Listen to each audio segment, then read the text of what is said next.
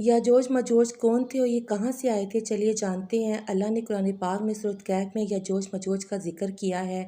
ये लोग हज़रत नूह अलैहिस्सलाम के बेटे यासफ की औलाद हैं, जो अपने आसपास के लोगों पर हमला करते रहते, इनके घरों को तबाह कर देते थे, यहाँ तक कि उनकी फसलों को बर्बाद कर देते थे, जिससे बाकी कबीले के लोग काफ़ी परेशान रहते थे।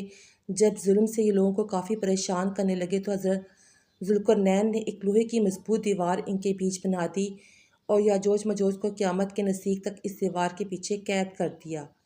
एक हदीस के मुताबिक हज़रत ईसा अलैहिस्सलाम सभी मुसलमानों को लेकर कोहे तूर पर चले जाएंगे तो याजूज मजूज दुनिया में काफ़ी फसाद फैलाएंगे और दरियाओं का पानी पीकर उन्हें खुश्क कर देंगे।